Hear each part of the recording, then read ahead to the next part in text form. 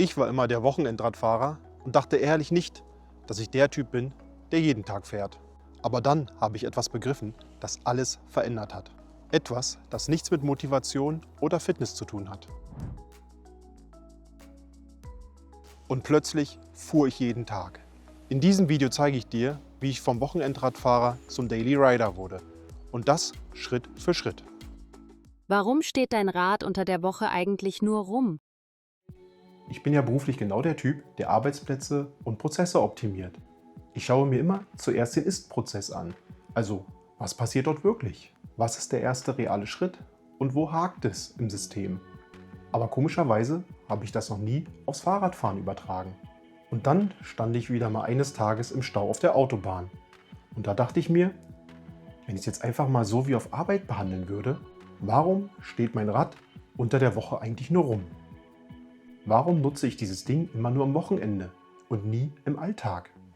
Und diese Frage hat in mir einen Moment ausgelöst, so wie, okay, warte mal.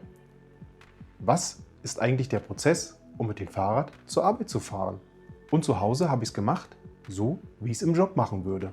Ich bin erstmal ganz neutral durchgegangen, welche realen Schritte ich machen muss, um morgens mit dem Rad loszufahren. Schritt 1, was muss ich rausholen? Schritt 2, was muss ich vorbereiten? Und Schritt 3, woran muss ich denken? Und am Ende hatte ich eine Liste mit Punkten drauf, die ich so nie erwartet hätte. Aber genau diese Punkte waren die wirklichen Blocker. Keine Motivation, keine Faulheit. Es war einfach Reibung im System. Und das Krasse war, die größten Blocker waren nicht die, von denen ich dachte, dass sie es sind. Und was mich überrascht hat, war, diese Reibung waren alles mini kleine Dinge. Aber sie haben mich davon abgehalten, täglich zu fahren. Und ab hier habe ich angefangen, die alle einzeln aus dem Weg zu räumen. Und der Moment, der alles gedreht hat, war der, als ich verstanden hatte, dass ich nicht mich, sondern mein Rad optimieren muss. Warum ist dein Rad nicht startklar? Ich habe diese Liste dann sortiert und ich habe gemerkt, es sind gar nicht 100 Dinge. Es waren genau 10. 10 konkrete, sehr kleine Reibungen, die mich zusammengesehen vom täglichen Radfahren abgehalten haben. Und ich habe angefangen, diese Punkte einzeln zu entkoppeln. Und zwar so, wie ich es im Job machen würde. Problem, Ursache, Lösung. Erstens, ich habe keine eigene Radkleidung. Ich will nicht in denselben Klamotten auf Arbeit sitzen, mit dem ich auf Fahrrad gefahren bin. Also Radshort, T-Shirt, Regenkleidung, Wintersachen. Und im Büro liegen meine Wechselsachen, dass ich mich umziehen kann.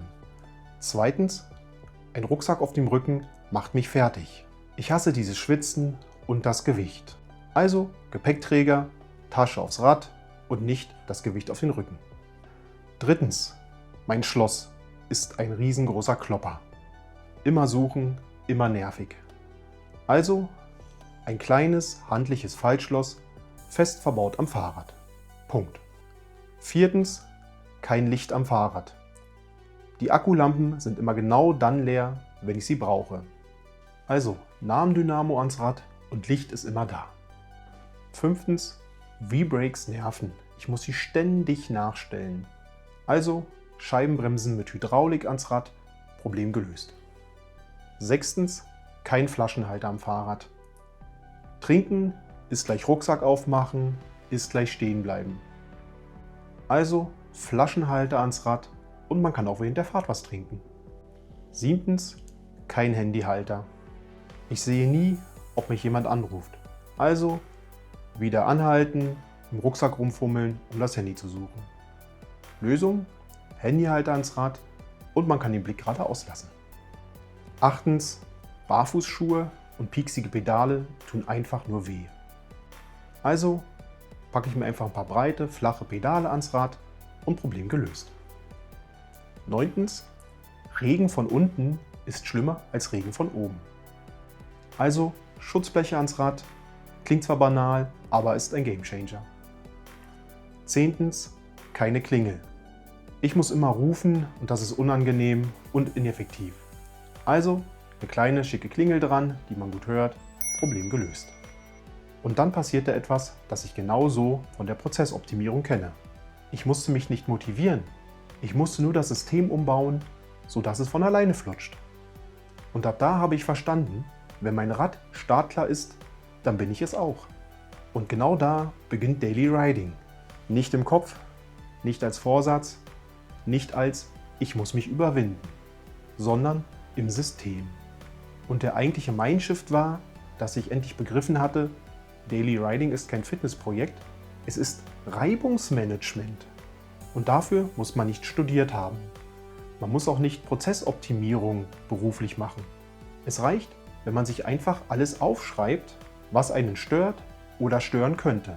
Das Aufschreiben entknotet das Chaos im Kopf, weil du plötzlich siehst, okay, hier sind 6, 7, 8 konkrete Dinge und nicht, ich bin faul. Und dann bewertet man diese Punkte. Welcher Blocker hält mich am stärksten davon ab, täglich zu fahren?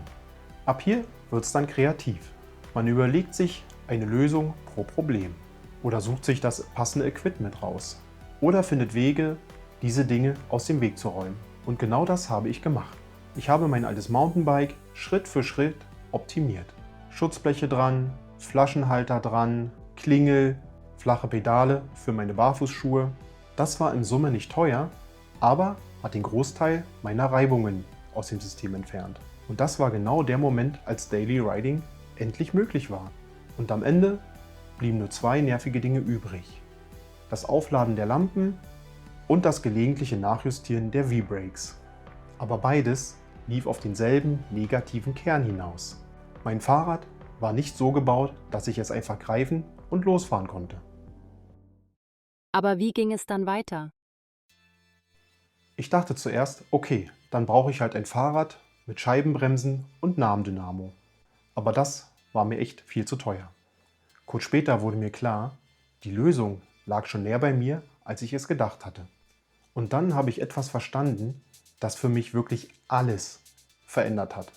Ich spare bei jeder einzelnen Fahrt bares Geld. Ich habe das nie nachgerechnet. Aber es sind 14 € pro Fahrt für die Fahrt zur Arbeit hin und wieder zurück. Und das nur für Sprit. Den Verschleiß und den Wertverfall vom Auto habe ich da noch gar nicht mit einberechnet. Und parallel dazu lief in unserer Firma das Jobrad an, wo man sich ein Fahrrad einfach leasen kann. Da dachte ich, warte mal, ich kann mir doch mein Wunsch-Gravelbike einfach leasen. 1700 € für das Gravelbike. Das Schloss ist im Preis schon inklusive. Und die monatliche Rate? Nur 35 €. Und jetzt kommt's. Ich müsste gerade 2,5 Mal im Monat mit dem Fahrrad zur Arbeit fahren und schon habe ich den Preis für die Leasingrate drin. Der mathematische Fall war ganz klar.